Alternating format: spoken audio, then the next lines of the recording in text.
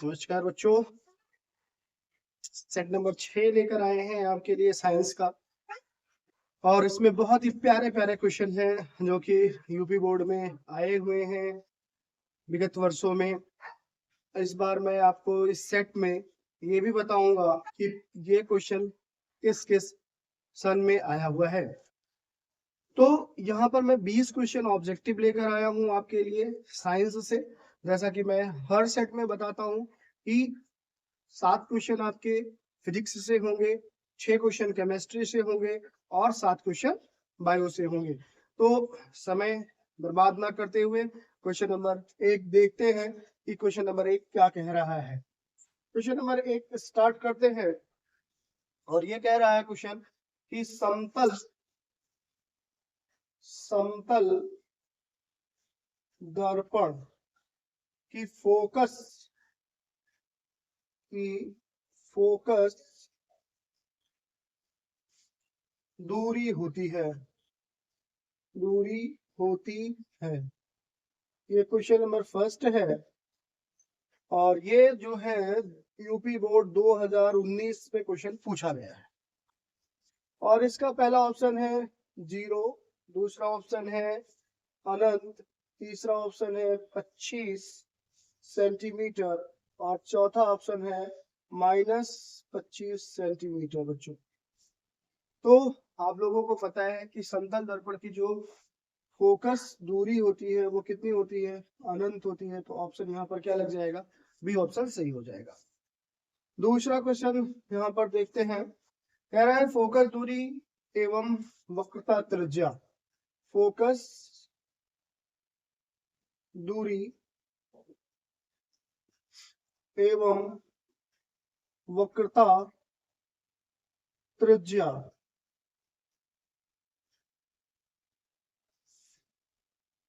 के बीच संबंध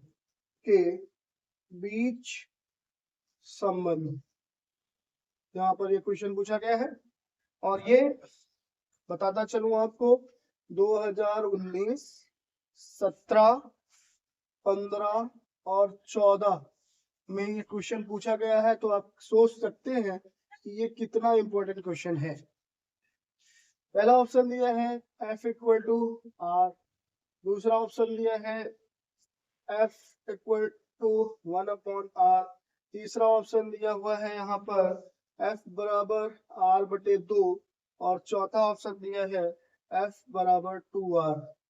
तो आप लोगों को पता है कि जो फोकस दूरी होती है वो त्रिज्या की आधी आप कर दीजिए तो आपको फोकस दूरी पता चल जाएगी। तो ऑप्शन नंबर यहाँ पर कौन सा सही हो जाएगा, सी सही हो जाएगा। अगला क्वेश्चन है और बहुत ही इंपॉर्टेंट क्वेश्चन है जो कि 2015 में पूछा गया है। दृश्य दृश्य दृश्य प्रकाश का तरंगदैर्घ्य, प्रकाश का तरंग दैर्घ्य परास है। तो ये क्वेश्चन आपसे पूछ रहा है और पहला ऑप्शन आपको दे रहा है 400 से 800 एंगस्ट्रॉम, दूसरा ऑप्शन आपको दे रहा है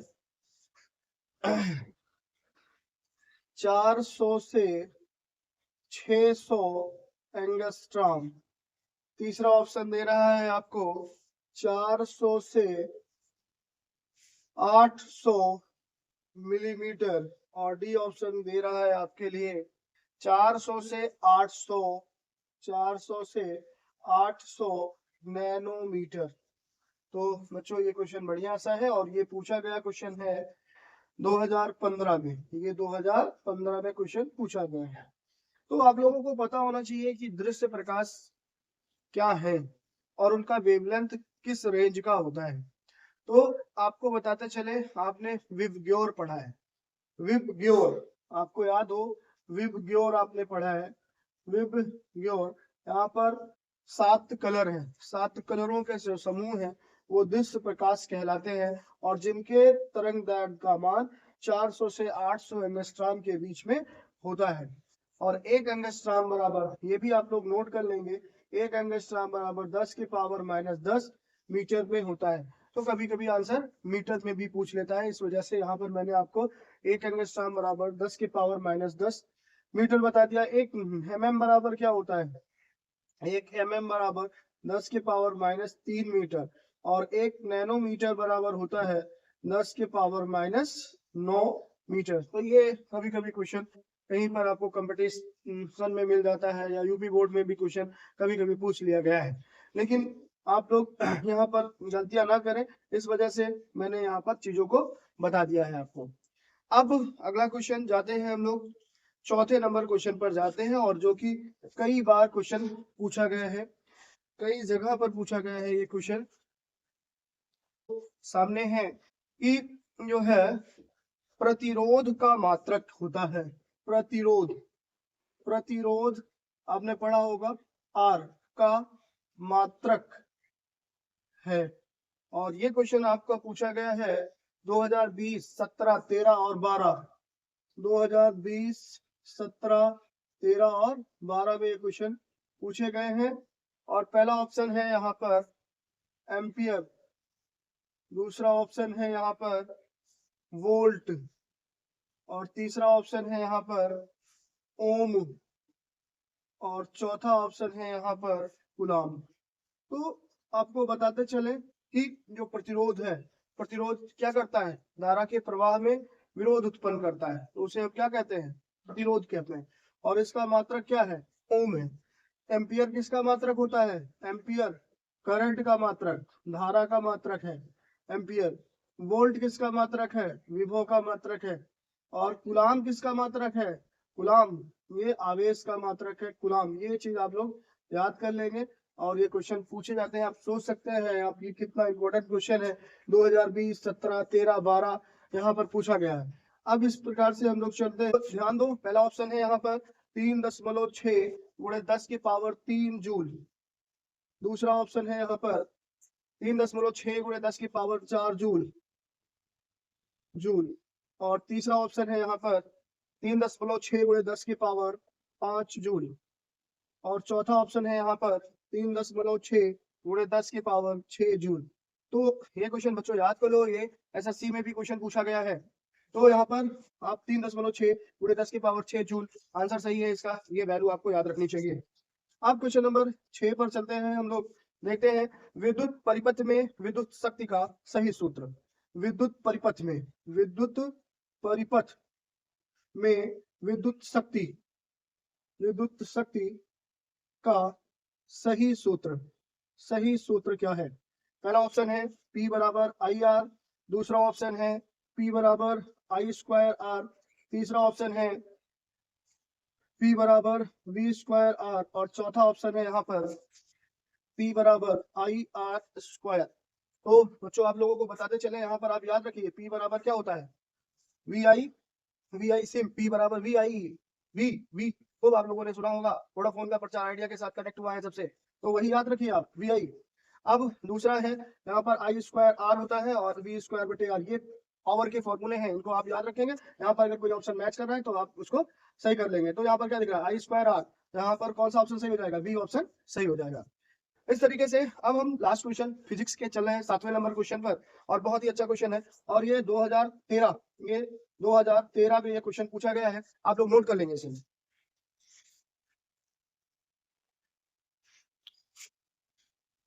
अब बढ़ते हैं हम लोग 7वें नंबर क्वेश्चन की तरफ, देखते हैं 7वां नंबर क्वेश्चन क्या कह रहा है। 7वां नंबर क्वेश्चन क्या बोल रहा है भाई, देखते हैं। 7वां नंबर क्वेश्चन कह रहा है, 7 नंबर क्वेश्चन कह रहा है कि एक विद्युत चुंबक का क्रोध, एक विद्युत चुंबक का क्रोध बनाने के लिए सबसे उपयुक्त, बनाने के लिए सबसे उपयुक्त उपयुक्त पदार्थ है, पदार्थ है। और यह क्वेश्चन आपका 2023 में पूछा गया है बच्चों, 2023 में क्वेश्चन पूछा गया है। और ऑप्शन है यहाँ पर, पहला ऑप्शन है पीतल, दूसरा ऑप्शन है मुलायम लोहा, मुलायम लोहा, मुलायम लोहा। और तीसरा ऑप्शन है यहाँ पर एल्युमिनियम, जिसको एल से दिखा दे रहे हैं, और चौथा ऑप्शन है स्टील। तो आप लोगों को बता दें यहाँ पर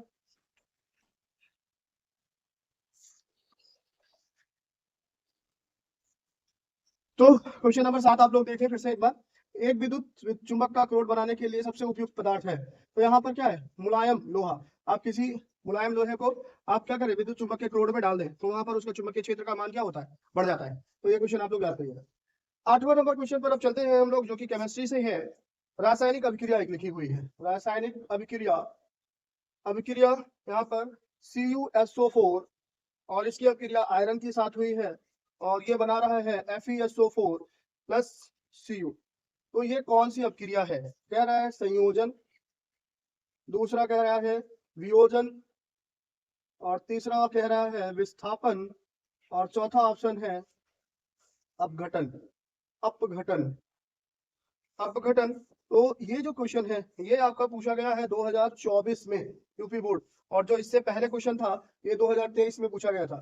अपघटन, तो बच्चों देखो यहाँ पर ये क्या कर रहा है, ये यहाँ पर आयरन क्या कर रहा है, कॉपर को विस्थापित कर रहा है। तो यहाँ पर ऑप्शन क्या सही हो जाएगा, विस्थापन। संयोजन होता तो क्या होता, दो अभिकारक मिलकर एक उत्पाद का निर्माण करते। वियोजन में क्या होता, अभिकारक टूटता। तो इस तरीके से यहाँ पर सी ऑप्शन सही हो जाएगा। 9 नंबर क्वेश्चन पर चलते हैं। यहाँ पर बहुत ही बढ़िया क्वेश्चन है। POP मतलब कि प्लास्टर ऑफ पेरिस, जल से क्रिया करके क्या बनाता है, जल से क्रिया करके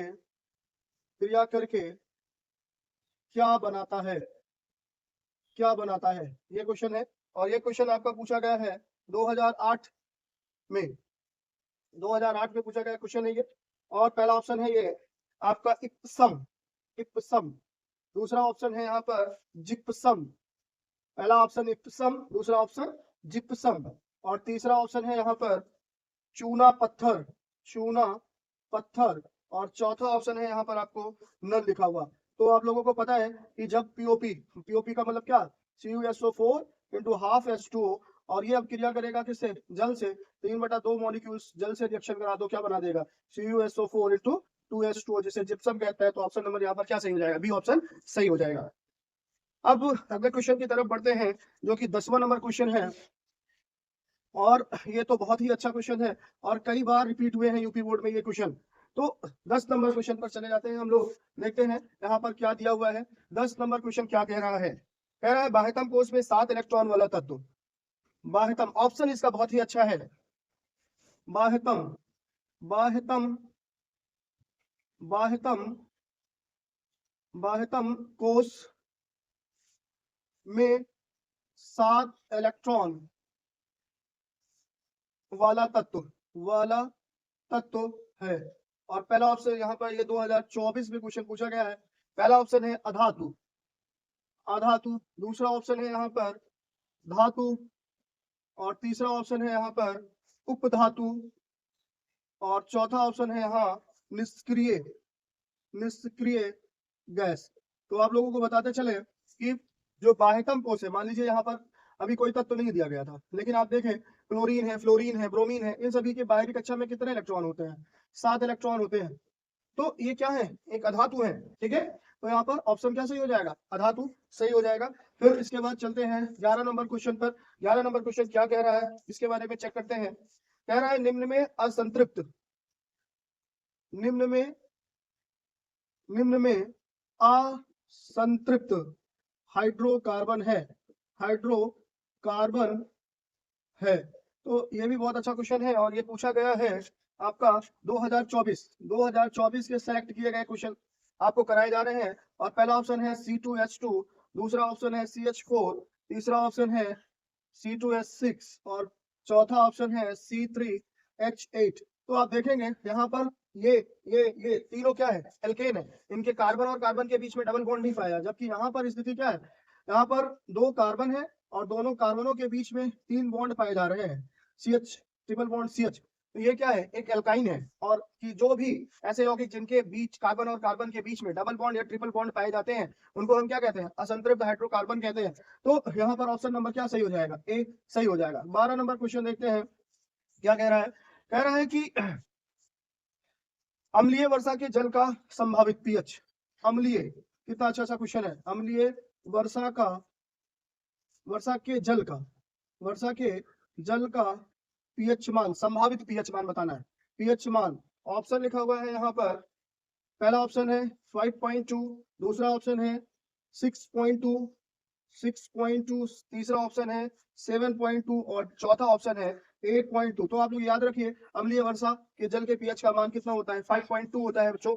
ठीक है, तो अम्लीय वर्षा क्या होती है, इसकी वजह से क्या नुकसान होते हैं, ये लेक्चर में आपको मैंने बताया है। लेकिन यहाँ पर आप लोग लेक्चर, ये हमारा ऑब्जेक्टिव ज्यादा लंबा ना होने पाए, इस वजह से मैं अम्लीय वर्षा को नहीं बता रहा हूँ। यहाँ पर आप लोग जाएंगे मेरे लेक्चर में, वहां पर आप लोग देखेंगे अम्लीय वर्षा क्या है, ताजमहल को इस अम्लीय वर्षा से क्या नुकसान हो रहा है, ये सारी चीजें आप मेरे लेक्चर में जाकर देख सकते हैं। अगर जब इस चैप्टर को मैंने पढ़ाया है पीएच वाला, तो वहां पर ये चीजें मैंने बताई हैं अच्छे से। अब अगला नंबर क्वेश्चन जाते हैं 13वें नंबर क्वेश्चन पर, कि 13 नंबर क्वेश्चन क्या कह रहा है, और ये केमिस्ट्री का लास्ट क्वेश्चन है। लास्ट क्वेश्चन है ये केमिस्ट्री का बच्चों। 13 नंबर क्वेश्चन देखते हैं कि 13 नंबर क्वेश्चन क्या कह रहा है। 13 नंबर क्वेश्चन कह रहा है CH3, CH, CH3 और CHO, इसका IUPAC नाम पूछ रहा है आपसे। IUPAC नाम, IUPAC नाम पूछ रहा है आपसे। और पहला ऑप्शन है यहाँ पर पहला ऑप्शन है, और ये भी 2024 में ही क्वेश्चन पूछा गया है, 2024 का क्वेश्चन है ये। और पहला ऑप्शन कह रहा है ब्यूटेनल, ब्यूटेनल। दूसरा ऑप्शन कह रहा है आपसे ब्यूटेनॉल, ब्यूटेनॉल। और तीसरा ऑप्शन आपसे बोल रहा है ये 2 मेथिल प्रोपेनल, प्रोपेनल। और चौथा ऑप्शन कह रहा है 2 मेथिल प्रोपेनॉल, 2 मेथिल प्रोपेनॉल। तो यहाँ पर अब आपको बताना है, आप नंबर ही करेंगे 1 2 3। 2 नंबर पर क्या है, मेथिल समूह है, तो यहाँ पर क्या सही हो जाएगा, 2 मेथिल प्रोपेनॉल। CHO के लिए क्या लगाते हैं, अल, तो ऑप्शन नंबर सी यहाँ पर सही हो जाएगा। क्वेश्चन नंबर 14 पर चलते हैं, देखते हैं, बायो से स्टार्ट हो गया क्वेश्चन ये। रक्त दाब मापा जाता है, रक्त दाब, जो मानव शरीर में रक्त है उसको किस यंत्र द्वारा मापा जाता है, उस यंत्र का नाम बताना है। और ये क्वेश्चन आपको 2024 में देखने को मिलेगा। अब जो सेलेक्ट किए गए क्वेश्चन 2024 वाले सेलेक्ट किए गए हैं क्वेश्चन। और पहला ऑप्शन है यहाँ पर माइक्रोस्कोप, माइक्रोस्कोप। दूसरा ऑप्शन है यहाँ पर आपका माइक्रोमीटर, दूसरा ऑप्शन है माइक्रोमीटर। और तीसरा ऑप्शन है आपको एस्फाइग्नो, एस्फाइग्मो, मैनोमीटर, मैनोमीटर, मैनोमीटर। और चौथा ऑप्शन है यहाँ पर स्टेथोस्कोप, स्टेथोस्कोप। तो आप लोगों को बच्चा ये पता होना चाहिए कि जो आला लगाते हैं डॉक्टर साहब कान में, उसे क्या कहते हैं, स्टेथोस्कोप कहते हैं। और जो हाथों में बांध कर क्या करते हैं, पंप करते हैं, वो बीपी मशीन नापने के लिए यंत्र है, जिसका नाम स्फाइग्मोमैनोमीटर है। तो ऑप्शन नंबर यहाँ पर सी सही हो जाएगा। चलते हैं क्वेश्चन नंबर 14 हो गया, 15 पे चलते हैं। क्वेश्चन नंबर 15, पित्त रस का स्राव होता है। बहुत बढ़िया क्वेश्चन। पित्त रस, रस, पित्त रस का स्राव होता है, स्राव होता है। तो पहला ऑप्शन है यहाँ पर उलझाने के लिए बच्चों को जरूर देता है पित्ताशय द्वारा। पहला ऑप्शन ये जरूर देगा आपको कि जिससे आप उलझ जाओ। दूसरा ऑप्शन है यकृत, तीसरा ऑप्शन है अग्नाशय, चौथा ऑप्शन है यहाँ पर आमाशय। तो बच्चों ये क्वेश्चन बहुत अच्छा है, और ये भी क्वेश्चन 2024 में ही पूछा गया है। इसके बाद के मैंने जो सेलेक्ट किए हैं क्वेश्चन 2024 में जो क्वेश्चन पूछे गए उनको बताया गया। तो पित्तरस जो होता है वो यकृत के द्वारा स्रावित होता है। पित्ताशय में क्या होता है, इकट्ठा होता है, जबकि अग्नाशय क्या है, मिक्स ग्लैंड, पैंक्रियाज कहते हो। आमाशय में क्या होता है, भोजन का पाचन होता है। तो ऑप्शन क्या सही हो जाएगा, यहाँ पर यकृत सही हो जाएगा। अब बढ़ते हैं हम लोग क्वेश्चन नंबर 16 की तरफ। बच्चों बहुत ही जल्द आपका ये 20 क्वेश्चन पूरा होने वाला है, और एक एक क्वेश्चन को मैंने एक्सप्लेन किया है। 16 नंबर क्वेश्चन पर चले गए हम लोग, पहुंच रहे हैं। यहाँ पर कह रहा है एंडोक्राइन ग्लैंड जो मनुष्य के मस्तिष्क में पाई जाए। एंडोक्राइन ग्लैंड जो मनुष्य के मस्तिष्क में पाई जाए, मनुष्य के मस्तिष्क में, माइंड में, ठीक है, ब्रेन में, माइंड में पाई जाए, ब्रेन जिसे कह रहे हैं आप, ब्रेन में, ब्रेन में पाई जाए, पाई जाए। कौन सी ऐसी ग्लैंड है जो मानव के मस्तिष्क में पाई जाती है? ऑप्शन है थायराइड, थायराइड। तो थायराइड कहाँ पाई जाती है, गले में, तो ये तो होने वाला नहीं है। अगला है आपका अधिवृक्क, अधिवृक्क, अधिवृक्क का मतलब क्या हुआ, एड्रिनल ग्लैंड, किडनी के ऊपर पाई जाती है, ये भी नहीं होगी। ब्रेन में पूछ रहा है, सी ऑप्शन दिया गया है आपका थाइमस, ये भी नहीं है। और डी ऑप्शन क्या है, पीयूष। तो पीयूष ग्लैंड जो है आपकी सही हो जाएगी, ऑप्शन नंबर डी यहाँ पर सही हो जाएगा। 17 नंबर क्वेश्चन देखते हैं। 17 कह रहे हैं कौन सा पादप हार्मोन कोशिका विभाजन में सहायक है। कौन सा पादप हार्मोन कोशिका विभाजन में सहायक है। तो ये क्वेश्चन आपको पहले भी कराया गया है, ये रिपीटेड क्वेश्चन है।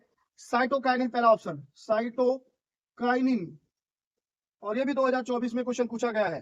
दूसरा है ऑक्सिन, और तीसरा है एबीए, और चौथा क्वेश्चन है यहाँ पर नन। तो यहाँ पर मैं आपको बताता चलूं, जो इससे पहले मैंने सेट नंबर 5 में कराया है, 20 सेट टोटल मुझे कराना है, सेट नंबर 6 है ये। तो वहां पर मैंने पादप हार्मोन के बारे में डिटेल बताया है कि कितने पादप हार्मोन है, उनका काम क्या है। तो सेट नंबर 5 में आप वहां पर डिटेल देख सकते हैं पादप हार्मोन के बारे में। वहां पर एबीए क्वेश्चन करके पूछा गया था। यहाँ पर क्या पूछा गया है, वहां पर साइटोकाइनिन ऑप्शन में था, तो मैंने साइटोकाइनिन के कार्य बताए थे। साइटोकाइनिन कोशिका विभाजन में जिम्मेदार होता है, तो यहाँ पर ऑप्शन नंबर ए सही हो जाएगा बच्चों। अगला क्वेश्चन चलते हैं आगे। 18वां नंबर क्वेश्चन पर हम लोग पहुंचते हैं। 18 नंबर क्वेश्चन पहुंचते हैं और देखते हैं वो क्या क्वेश्चन कह रहा है। 18 नंबर क्वेश्चन पहुंच गए हम लोग, और कह रहा है, और बहुत ही जबरदस्त क्वेश्चन ये है, पुनर्जनन।